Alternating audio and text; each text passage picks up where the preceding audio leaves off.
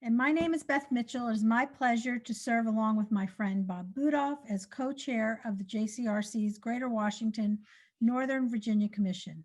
The JCRC serves as the public affairs and community relations arm of the organized Jewish community around the region. We represent more than 100 organizations and synagogues as we advocate for the needs, priorities, and values of the Jewish community, which include advocating for the well-being of everyone in the greater Washington area.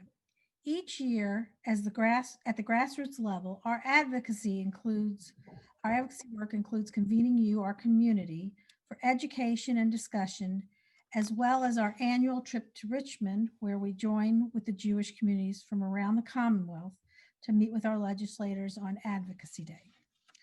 This year, since we do not have to worry about traffic and physically engage around the region, we are taking the opportunity to engage in new ways, but still to convene the community for education, discussion, and advocacy.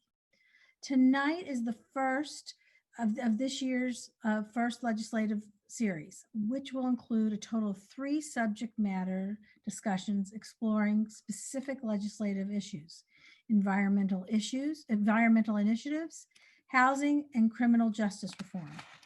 In addition, the evening of November 30th, we will have an opportunity to meet with our leaders of our state legislative bodies, Senate Majority Leader Dick Saslaw and Speaker of the House, Eileen Fillercorn, to hear about the priorities for the upcoming term and to share ours. Please join us for each of these events. They are free and open to the public. It is not free, however, for us to provide this program to do the advocacy work that we do. Thank you to Sheila and Bob Budoff and Cookie Heimer Blitz for sponsoring this year's legislative series. If you would like to join them, you can become a series sponsor with a gift of $180 or make whatever gift you can by going to our website, jcouncil.org, or clicking through on the invitation you received for tonight's event. Tonight, we are here to discuss environmental initiatives in Virginia. The JCRC's Board of Directors updated our environmental policy resolution earlier this year. Finding inspiration from Jewish texts and tradition, we understand our obligation to care for the earth and seek to promote sustainability practices, energy conservation, clean energy, and agricultural practices that reduce carbon consumption as a means to tackle climate change. You can find the full text of this and our other policy resolutions on our website. It is now my pleasure to introduce tonight's speaker. Harry Godfrey leads the Virginia Advanced Energy Economy, focusing on growing the advanced energy industry in the Commonwealth. Harry's experience in the industry, federal government, and academia give him perspective from a variety of angles and equips him to lead AEE's advocacy before legislators, regulators, and the governor's office in Richmond.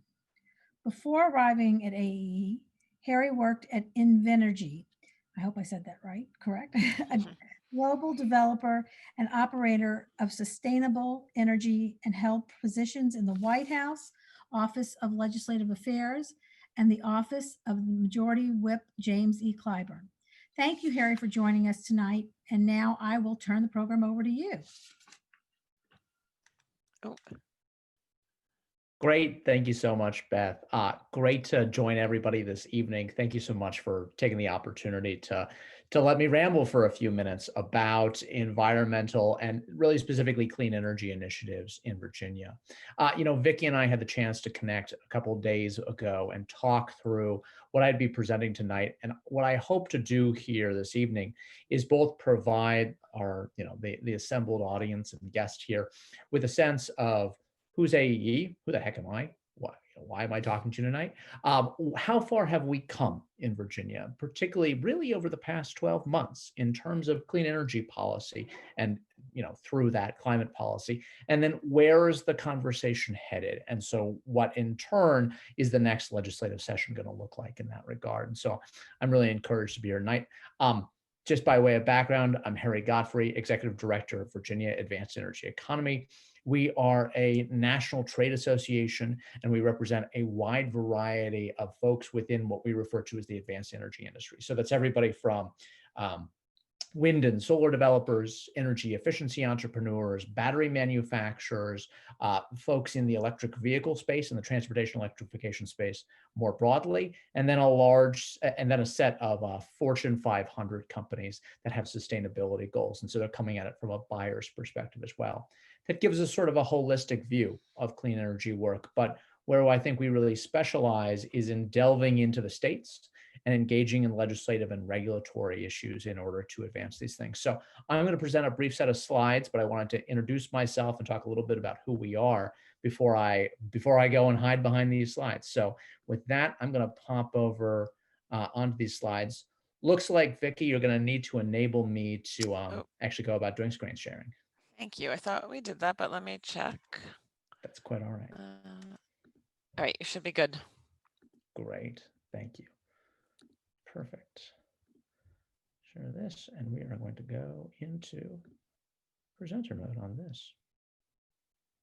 If it'll allow me to do it. There we go. I think everybody now should see this quick set of slides I'm going to work through. So I've talked a little bit about who is AEE, who am I, but let's start, in terms of an agenda this evening, I'm going to try to keep my remarks to a minimum, but I think it's important to set the stage, to talk about sort of the dynamics that we see, both coming into this session, the nature of this session, because I think, and I know that Amy and some other folks from Commonwealth Strategies are on here this evening, so they may have already told you this General Assembly session coming up is going to be unlike a lot in the past. But then look to a couple of sort of issues that we do see on the radar that there will be discussion of. So we'll start by taking a look back. And really, when we think about what's defining the environmental and specifically the clean energy and climate conversation in Virginia, we really can't talk about that without talking about the Virginia Clean Economy Act, the VCEA. The VCEA is a comprehensive sort of clean energy policy and really represents a sea change in terms of energy policy. There's sort of four big pieces to the Clean Economy Act. There is a demand side prioritization, energy efficiency component to it, a component around rooftop solar and really unshackling that so that it can grow and more folks have the opportunity for it, a clean energy standard, and within that, a renewable portfolio standard. And finally, a set of pathways that take us to zero emissions. Just to lay the groundwork for this, I should say, there had been a pent-up demand in Virginia for a number of years to tackle all of these issues. That really came together this past legislative session. As I think everyone is aware, in late 2018, Democrats retook control of both chambers of the Virginia General Assembly and held narrow margins in both chambers. Along with holding the governor's mansion, that unlocked a host of policy opportunities. And one of those policy opportunities was building out clean energy policy. So a coalition of clean energy and environmental advocates came together to work with sort of far-sighted legislators and put together a comprehensive package of policies that are the Virginia Clean Economy Act. It was a long road to ultimately get it to passage, but in the end, through narrow but bipartisan majorities, we were able to go about doing so, and Governor Northam signed it into law earlier this year. There's a lengthy process of implementation for this, and I'll talk a little bit about where we are in that calendar, because I think that also impacts how we think about legislative activity around this going forward. But the long and the short of it is, this really did represent a significant change in terms of how we think about our grid and how we make the transition from the grid of the 19th and 20th centuries. It's been heavily reliant upon fossil fuels, oil, coal, natural gas, to a renewable grid that is much more diverse and comprised much more of both demand and supply side resources, so energy efficiency, but also solar, wind, battery storage, and a host of other resources along with that. But let's talk about these columns for just a minute, because I think they're important. So energy efficiency, what the VCEA does is it lays out a set of standards that basically say the utilities need to go about achieving energy savings every single year. Utilities across the country do this. They do them through a wide variety of mechanisms, rebates, incentive programs, other elements like that, targeted at businesses, families, individual consumers. Our utilities thus far have been slow to implement that, but energy efficiency is really sort of the first order priority when it comes to decarbonizing a grid, because it means both that we're using the most affordable form of clean energy out there, a negawatt, the megawatt you don't use is the cheapest one out there. It's also the cleanest one out there. And not only does it reduce the amount of emissions that are produced because you run your emitting plants less, it avoids the need for actually building more plants in the future and locking in the carbon emissions that come along with that. So energy efficiency standards were an important part of this. This really lays just the first few years out. And then from there, our State Corporation Commission, which regulates our utilities and sets them on that track, will set those new goals as the utilities continue to hit these. So that's an important and central pillar of the Clean Economy Act. Distributed generation. This is really rooftop solar. Historically, Virginia has had very restrictive laws in terms of who can put solar on their rooftop, the sort of financial arrangements they can enter into, how they are reimbursed for that solar, and how that process actually works. What this legislation did was raise the cap on that. So more people are able to put solar on their rooftops. It raises the cap as well on something called power purchase agreements. These are agreements that schools, not-for-profit organizations, a host of commercial and industrial users can use to actually go about getting affordable, cost-saving solar on their rooftops as well. And so raising that cap has really enabled us to do stuff like the solar we'll see deployed across Fairfax here in the next year or so. But as well, the size of the projects that commercial industrial users can do and residential consumers can do as well. All of these things helping get private capital and more individual engagement into the clean energy space. A renewable portfolio standard. This is the backbone of actually decarbonizing the grid from the standpoint of building out clean energy resources. And basically what this says is that every single year, a greater share of the generation that's sold on the grid by the utilities to you, the individual consumers, needs to come from clean energy resources. And they use a credit mechanism called a REC, a renewable energy credit, in order to credit that. We built this a little bit like a Russian nesting doll. So there's the renewable portfolio standard that ramps up every single year, but it's in a larger clean energy standard. And that clean energy standard doesn't have RECs that particularly reward it, but basically recognizes that a carbonization role that nuclear has already played, about a third of the generation in Virginia comes from our nuclear resources. That third of our grid has already been decarbonized. And so we need to recognize that, and we shouldn't be double spending in order to go about decarbonizing that again. At the same time, it's been paid for by you, the ratepayers, so it shouldn't get special credit for it as well. Finding the balance between the two is one of the things that the Clean Economy Act helped to achieve. But the RPS helps drive this forward along that path. And these two lines here show us how we're going towards 100% clean energy really by mid-century. 2045 for Dominion, that's that blue line, and 2050 for Appalachian Power, the investor-owned utility that serves the southwestern corner of the state. Combined with ramping up clean and renewable energy, we're simultaneously ramping down emitting sources of generation. So I think, as everybody is aware, in addition to the Clean Economy Act, earlier this year, the General Assembly also enacted the Regional Greenhouse Gas Initiative. RGGI is a cap and trade program that basically sets a given level on emissions from all of the various large power plants that emit CO2 in a given state, and steadily lowers that. And then the plants need to trade amongst themselves within that marketplace in order to find the most efficient way to consistently reduce emissions. That is an interstate agreement between a host of different states in the Mid-Atlantic and Northeast. Virginia's joined that, and that's great, but it only puts us on a trajectory to actually reduce emissions to 2030. We anticipate that's going to be renegotiated and will continue onwards from there. But what the VCA does as a belt and suspenders approach is ensure that we continue those emission reductions all the way to zero by 2050 as well. In addition to that, it also sets some really specific retirement dates for things like coal-fired power plants, biomass that's burning wood and wood waste, and any other generation resource that emits carbon. So that's natural gas by about mid-century, but it's oil a lot sooner as well.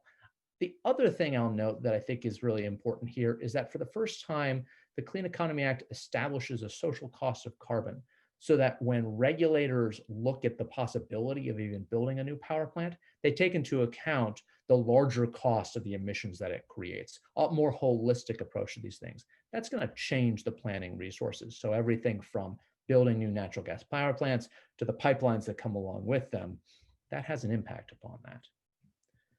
So that was a lot of policy, and there was a lot going on there. Here's the catch, the kicker and all of that. It takes a while to implement. This represents a really fundamental sea change in how we go about managing energy and the type of energy we're working to consume in Virginia. As a result, it takes multiple years to go about effectively implementing this program. We're still in the early years of that right now, having really had this put into law just about 6 months ago. So right now, the State Corporation Commission, our utility regulator here in Virginia, is working on regulations around energy storage and exactly what do those targets look like, because not only is there a renewable portfolio standard and a build out of renewable resources in the VCA, there is also a very specific target that the utilities have to deploy battery storage resources to help complement the renewables there. We need specific regulations in order to go about doing that. And so we are having the utility regulators lay those out as we speak. So that's something that's ongoing right now.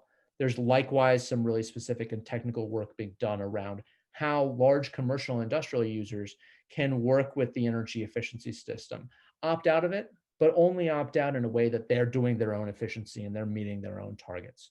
And then of course, the RPS is going to kick in starting next year. And so watching how the utilities go about implementing that, making certain they're following the rules and the intent of the VCA, that's an important aspect. So the long and the short of it from just looking at this slide is that we're really moving from a legislative realm in terms of decarbonizing our grid to now a regulatory realm so that we're better able to actually implement the policy work that's been done. So that's the trajectory we've been on that thus far. Vicki, I don't know if you'd like me to pause there and take questions on that or go through the entirety of this and talk about what we're looking at this coming session and beyond. I think my inclination is to let you go ahead and finish because I'm looking at the notes and the questions that are coming through in the chat, and I'm not sure that they're specifically about what you've been talking about. So I think, so why don't you go ahead and finish and then we'll have a time for questions that'll cover everything. Sounds great. So let's set the stage for this coming legislative session. Democrats remain in unified control of the House, Senate, and governorship in Richmond. We won't see another election until this year, although the fact that it is an election year in Virginia is going to have ramifications for it. That unified control ostensibly should allow Democrats to continue achieving the sort of policy wins that we saw, going into last session. But it's worth noting that the House and the Senate don't always see eye to eye. We certainly saw some of those clashes during the regular as well as the special session that just wrapped.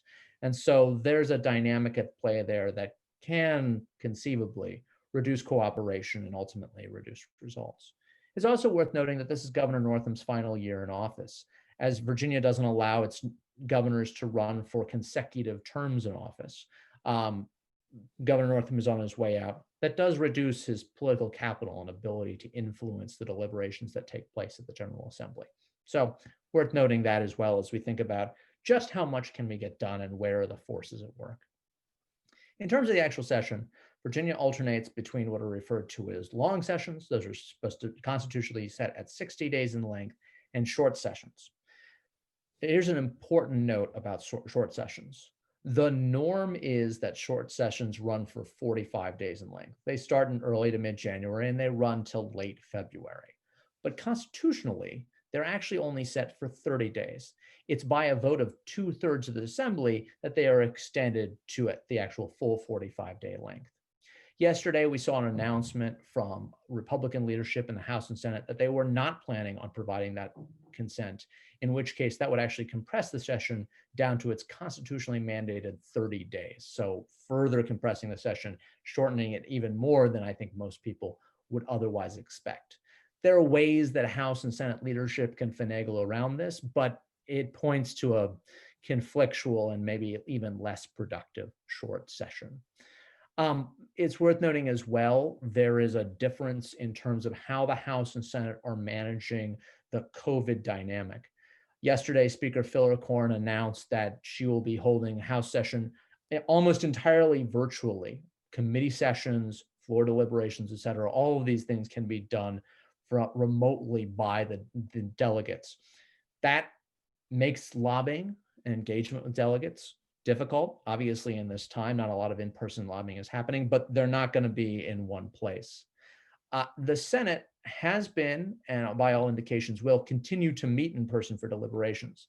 That doesn't mean that all of their deliberations necessarily occur in person, and even they are taking social distancing and health precautions into account.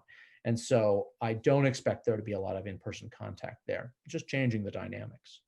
Finally, it's worth noting this is an election year in Virginia. I know you just got through with one, but here comes another one. There are crowded primary contests in both parties for the top 3 positions. That's governor, lieutenant governor, and attorney general, with a number of members in both the House and Senate running for those positions. So there's another layer of politics there that, of course, may lead to intra-party clashes. And then, of course, the entirety of the House of Delegates is up. We expect a number of closely contested races in that regard. And a House of Delegates that was swept, a Democratic House of Delegates that was swept in on a anti-Trump wave of progressive enthusiasm, there's a risk of it being swept out by a decreased interest in that regard. And so I think we're going to look at a pretty contentious and hard-fought election year in Virginia coming up. And that will, of course, impact the ambition that members of the House of Delegates want to undertake in particular. The Senate, however, is not up for re-election. They will not see an election year until 2023. So what are the big issues when it comes to clean energy and climate policy in Virginia that we're looking at tackling this year? I think the biggest one, and you'll hear about this from a lot of other advocates in this space as well, is transportation electrification. The reality is that this past session, we tackled emissions from the electric grid. And most people think about the electric grid as being this massive source of CO2 emissions, climate forcers. But the reality is that the single largest source of carbon dioxide in Virginia is actually the transportation sector. And so tackling that, if you really want to tackle climate and clean energy, you cannot do that without tackling the transportation sector. Now, that doesn't make it easy. The transportation sector is even more diverse and has many more actors and players and elements to it than the electric sector does. And so in a lot of ways, it's a much harder hill to climb. But it's worth noting that's where the policy conversation seems to be heading next. It's also important that we start thinking about transportation electrification for an inflection that we're going to see occur in really the sort of the next 5 to 7 years. And that's this: batteries that go into electric vehicles. Battery technology has been pricier than most other technologies for a while, and that contributes to the higher sticker price of electric vehicles. But those battery prices are falling rapidly. The price declines we saw in solar maybe 10 years ago now that have really led to the boom in the solar industry, we're seeing those same sort of price declines in battery storage. That means that the price, that upfront sticker price of an electric car is getting cheaper and cheaper every single year. And by the middle of this decade, we anticipate that we're going to see a sticker price for an EV that you can use for your everyday commutes, for everything else you need, that is below the sticker price of a comparable internal combustion engine vehicle.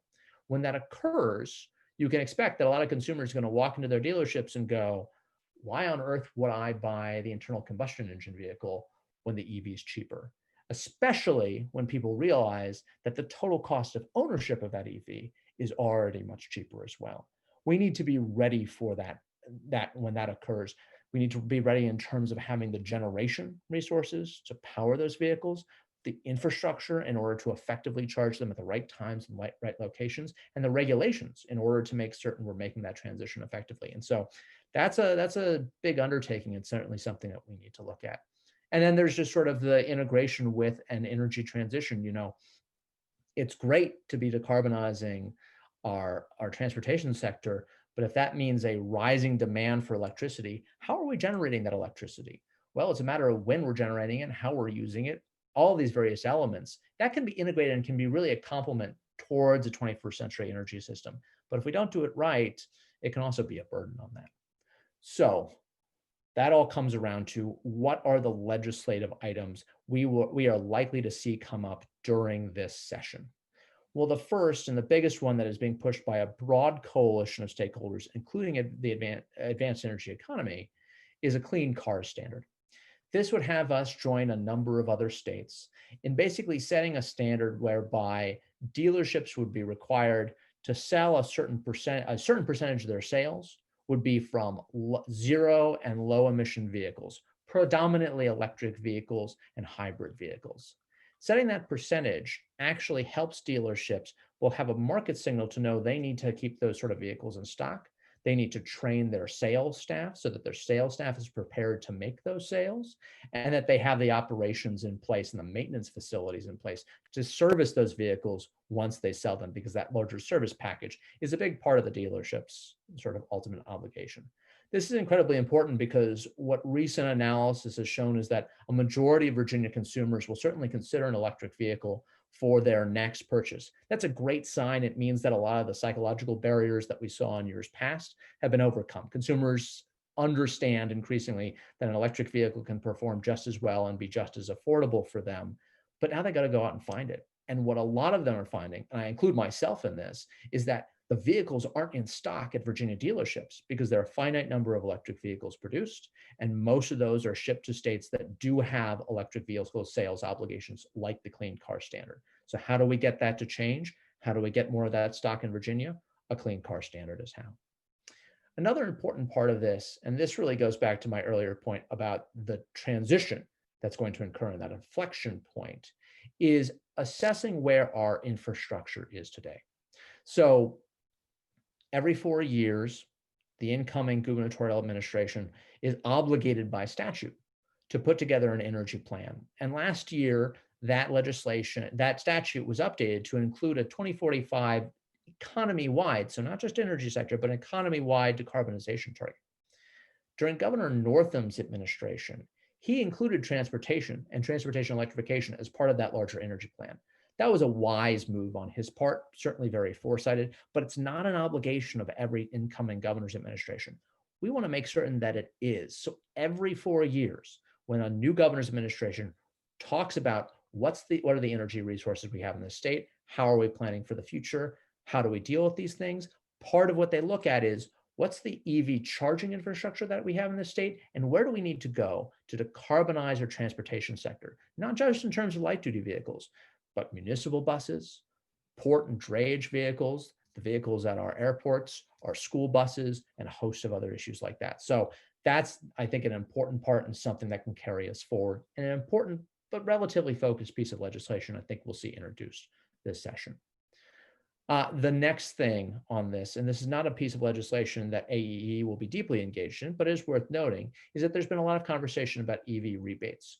We see EV rebates in other states. Basically, this is cash on the hood for electric vehicles that gradually decreases over time, but allows individuals to go about purchasing these vehicles at a reduced price. And the whole idea there is to make up the difference between the cost of an electric vehicle right now and the cost of an internal combustion engine vehicle.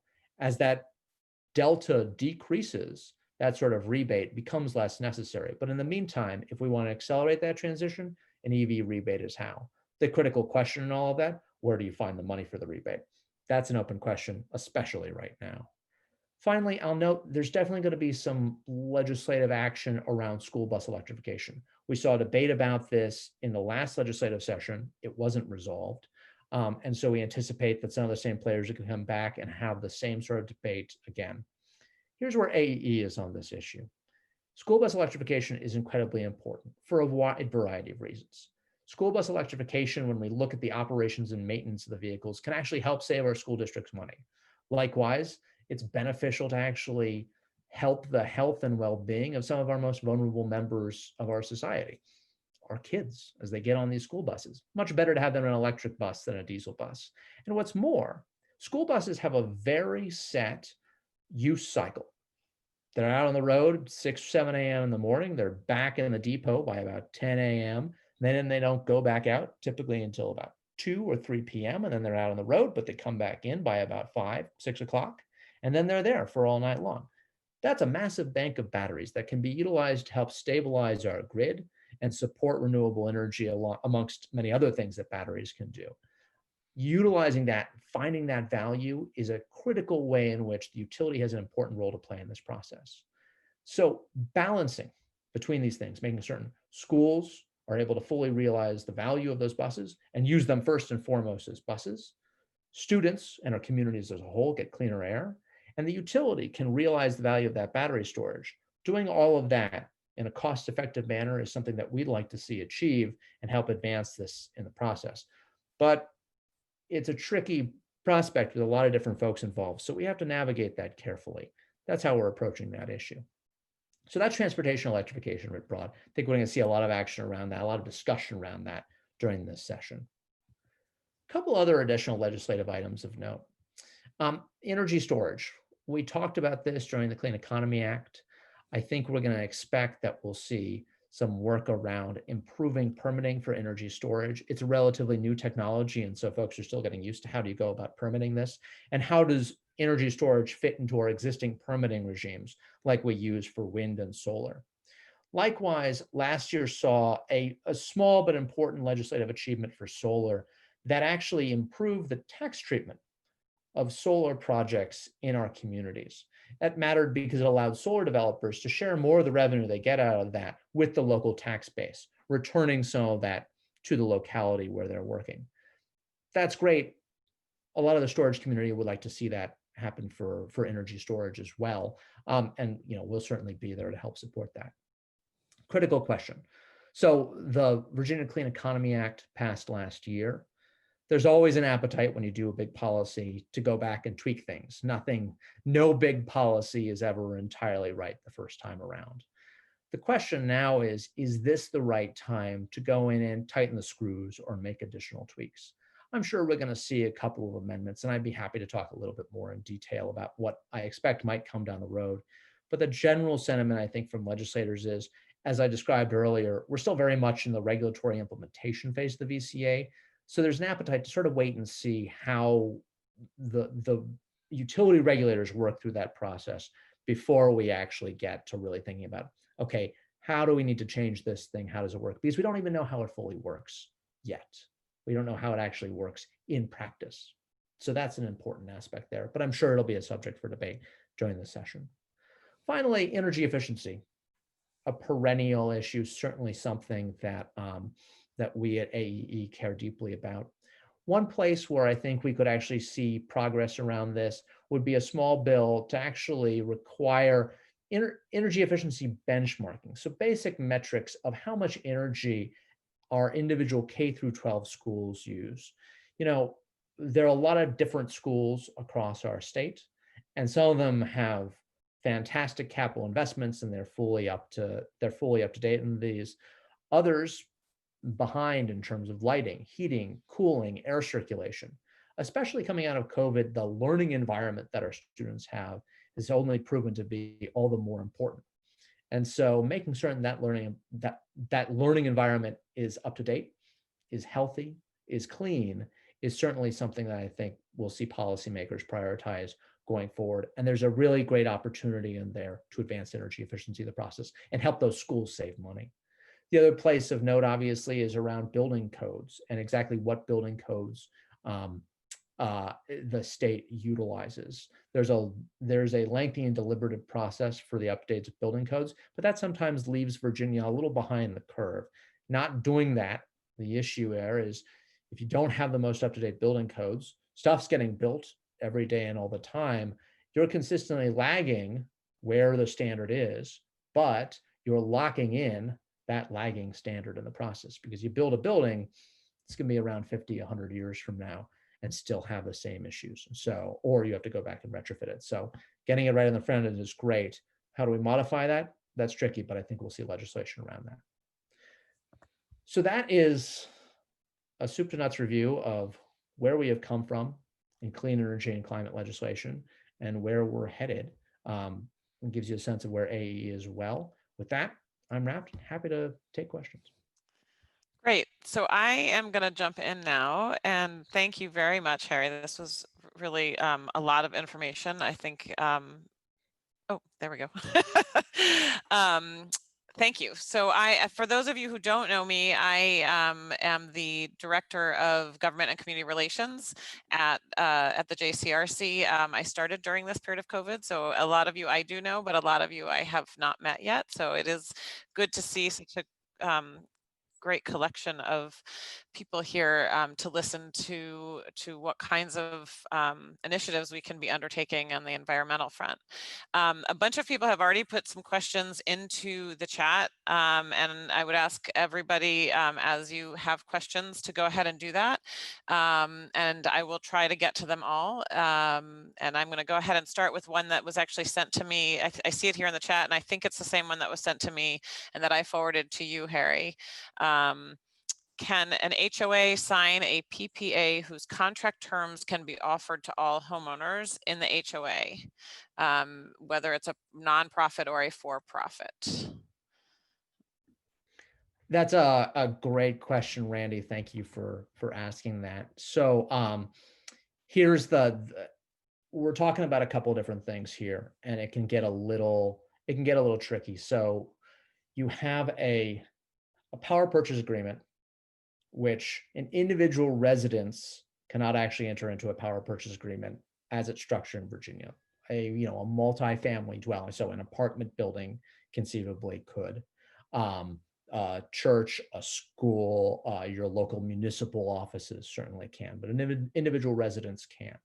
But then what we're also talking about here is a homeowners association. And just for the sake of simplicity, we'll basically say the homeowners association says, here's our load, here's the amount of energy that we have.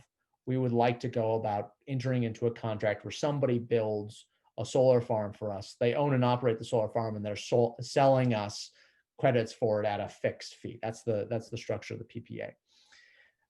To turn around then and offer that agreement to all of the individual members of the HOA. So let's assume I'm a Reston resident myself, so I'm part of an HOA.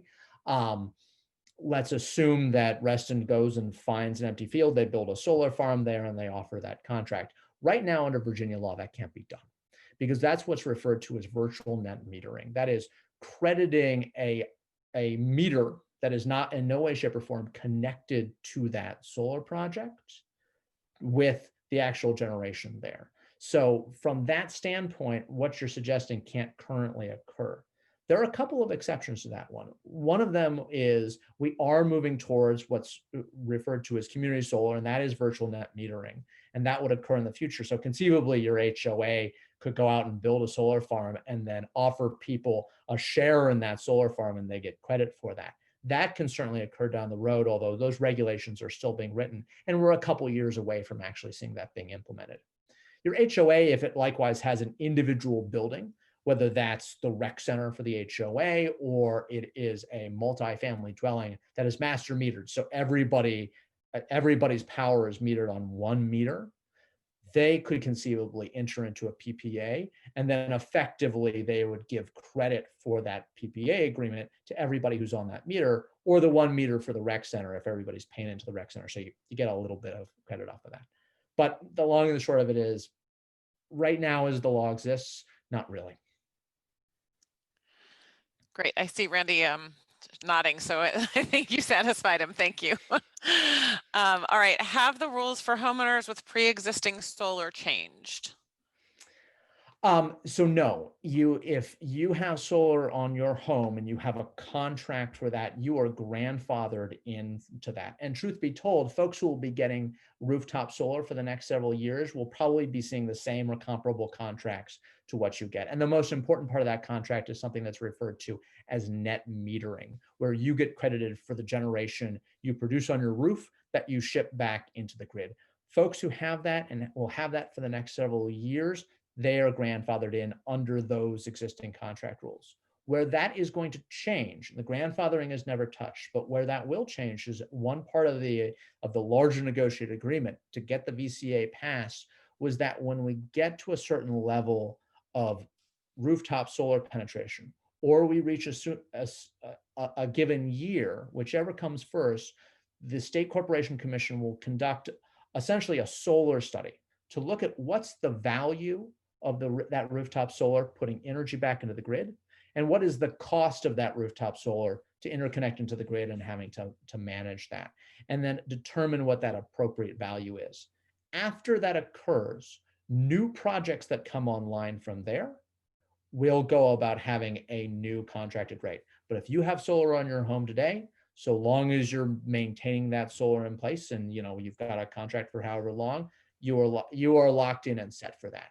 They cannot come in and unilaterally change that.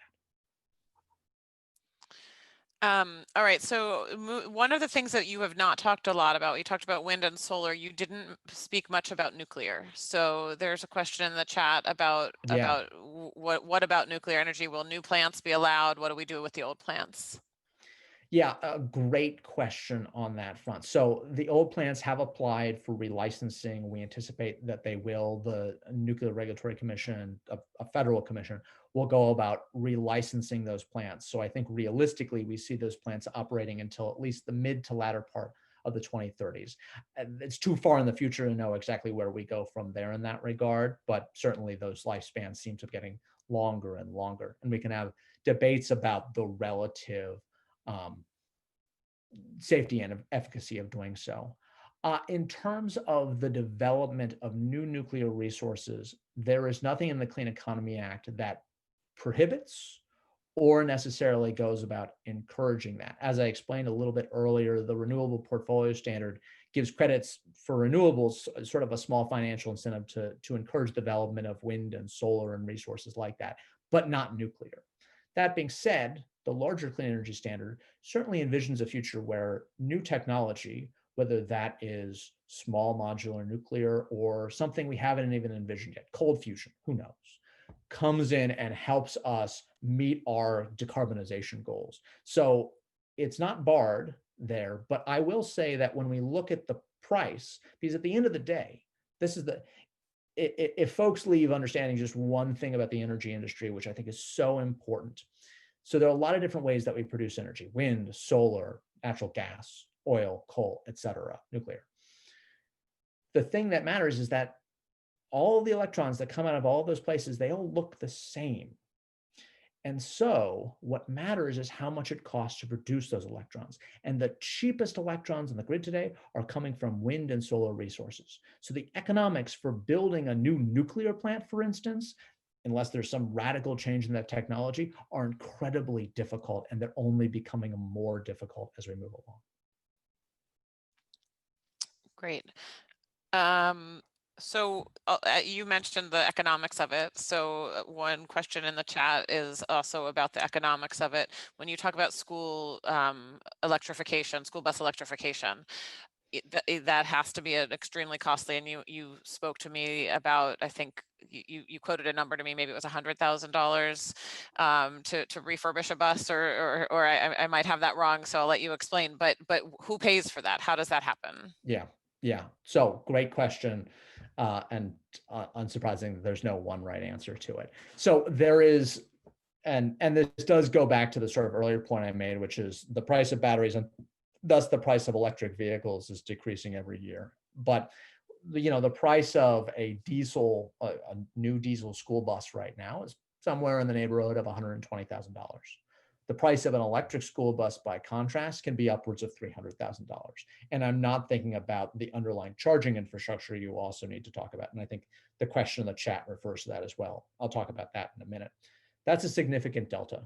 We certainly can't expect school districts, except those in maybe our wealthiest communities, but even there, nobody walks around in a school budget saying, we've got too much money here, how can we possibly spend more money in our school? It doesn't work like that. So how do we make up that delta?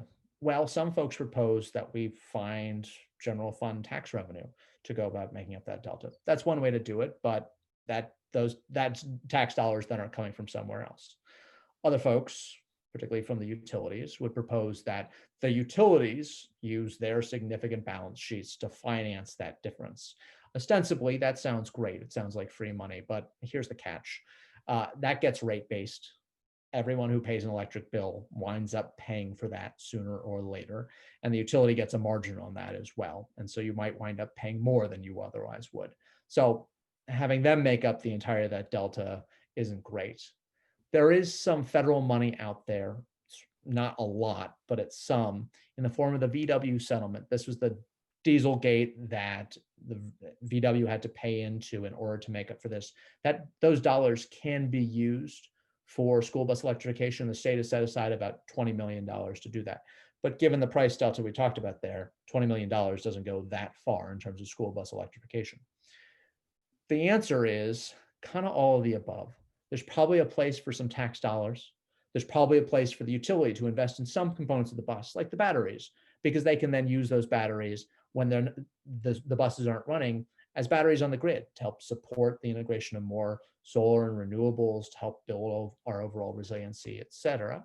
And then there's probably new revenue sources we can think about, things like the Transportation and Climate Initiative. That's something that's currently being explored by transportation leaders throughout the Mid-Atlantic to actually create new financing for this. So I think the ultimate answer to this will be, we're probably going to put a couple of different revenue sources together, but it's going to take a little while to figure out. There's not one perfect solution right now. And especially in the midst of COVID and the economic downturn, where purse strings are particularly tight, it's kind of hard to see where you find all of the resources to do that at this moment. But we need to, and so we will.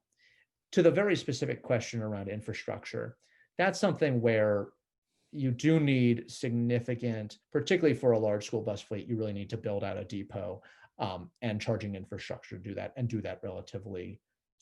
the charging relatively swiftly. That's a place where the utility and its contractors have particular expertise. It is really a part of the grid, especially when you think about those batteries as being storage units as well. And so that's a place where it makes a lot of sense for the utility or a private third party working with the utility to invest in that.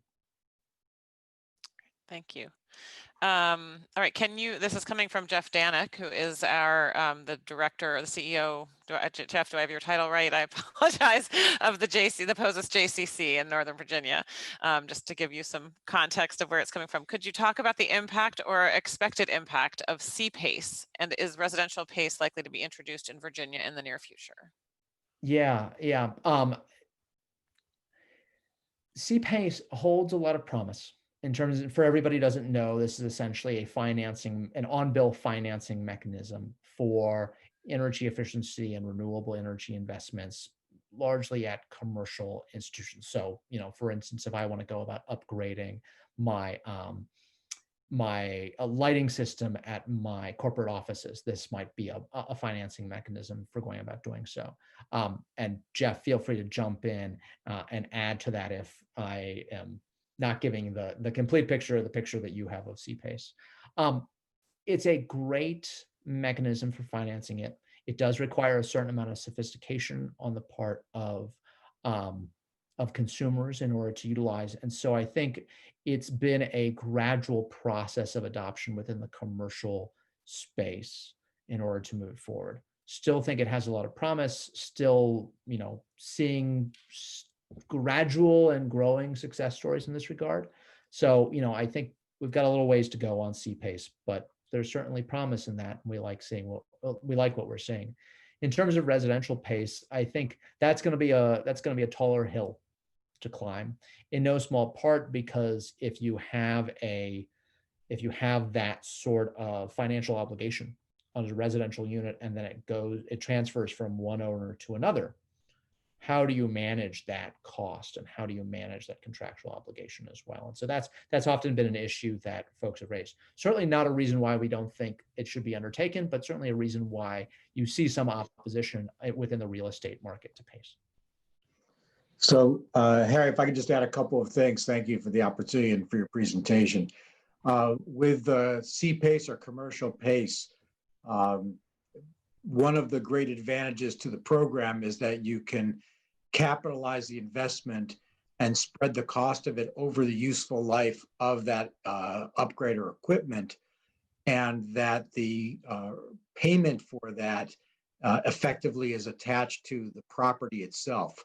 So if you were to sell the property, it would convey with the property, and different municipalities are handling the repayment differently. Some are doing it through an assessment through the municipality, and some are doing it directly with the lenders. But it does convey with the property.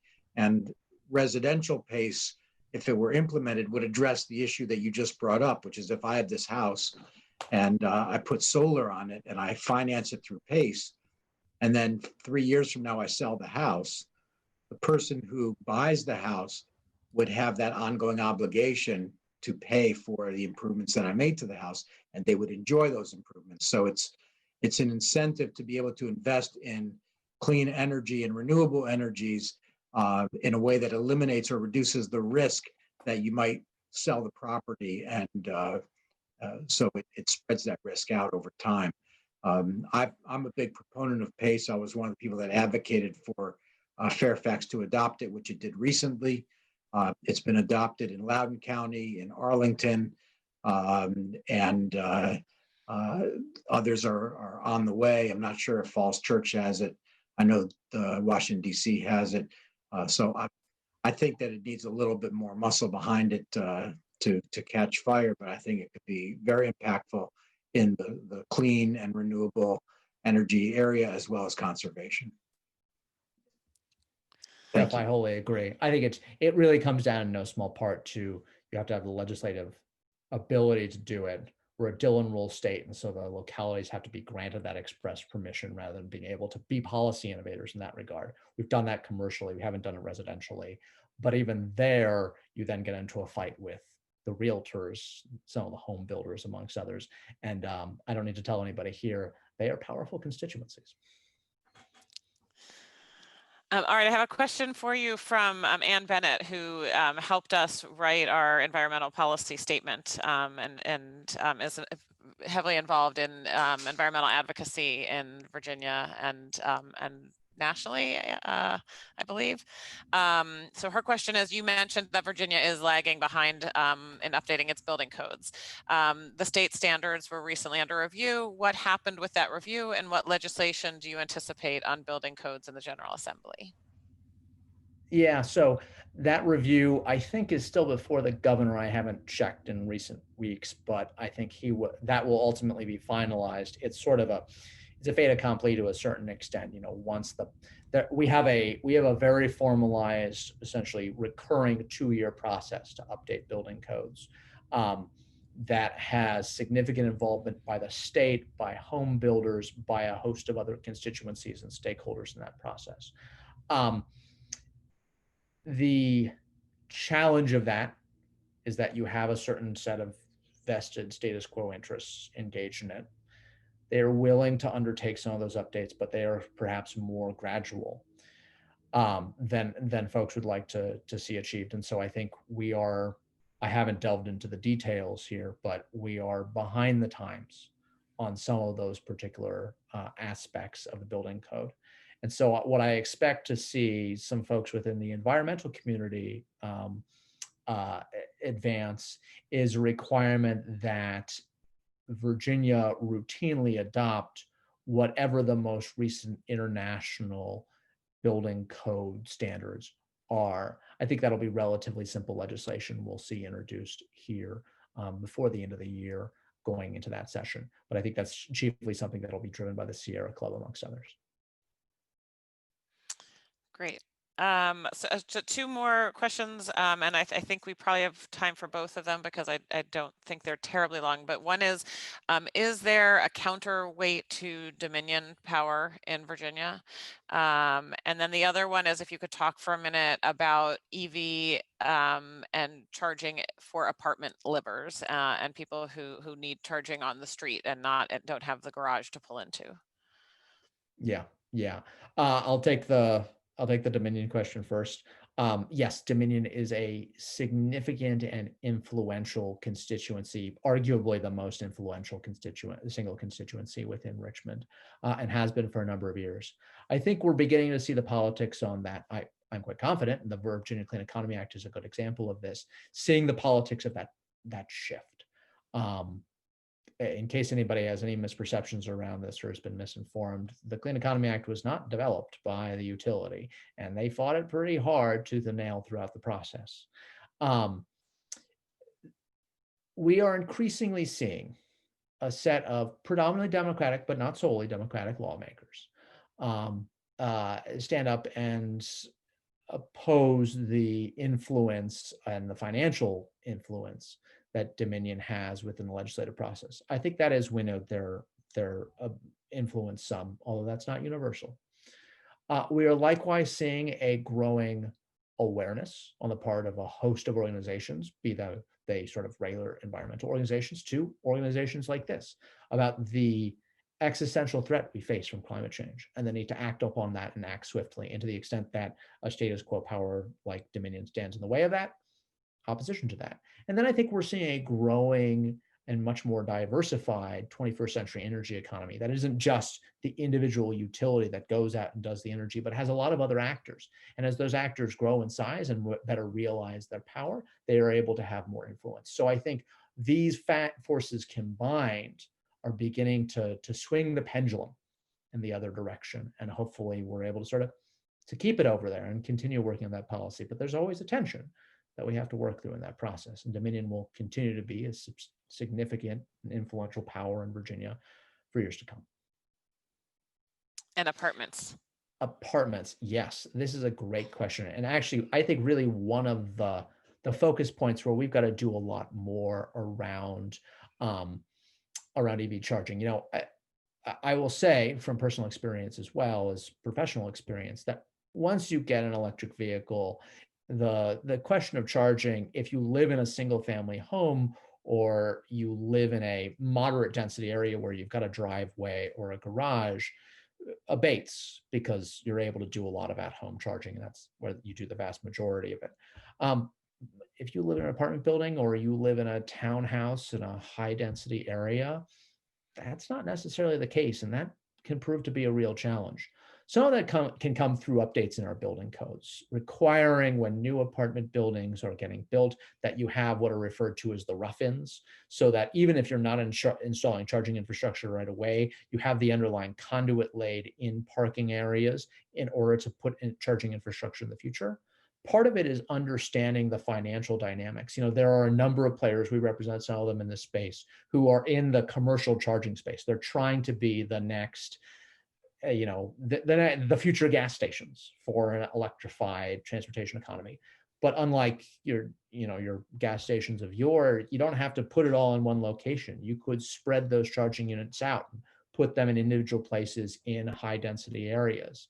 Working through those economics is something that's still going on, and some will win and some will lose, but that's the way the private market works. The question becomes, in the areas where the private market will not provide sufficient financing to build out that infrastructure, who steps in? Is it the state and taxpayers that build that out and maintain it? Is it the utilities that have an obligation to provide service? That's why we created this monopoly to begin with.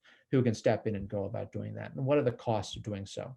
We don't have a resolution for that yet, but I definitely think as we look towards what's the infrastructure that we need? How do we build this out? And how do we work through the regulations to make certain the right players are financing in the right ways? That we'll start working towards solutions. But yeah, apartment buildings, multifamily dwellings are definitely going to be, certainly, especially the older ones, are going to be some of our most challenging places for transportation electrification. Great, and I appreciate that your responses. And I'm looking at the clock, and takes us right up to 8:30. So I don't want to take too much of your time. I want to respect your time and thank everybody for coming and participating. I hope you got your questions answered. And Harry put up in his slides his contact information. So I think he is happy to hear more questions if you have them. And or send them to me, and I can do some research, speak with Harry, and get back to you. So Harry, thank you so much for joining us. This was a lot of information, and I've been watching how many people have stayed on, and I think we've lost 4 people in the last 10 minutes, but other than that, people really stay. The fact that everybody is still here tells me that that people are really interested in this topic and appreciate your time. So thank you. Thank you all very much. It's been a pleasure.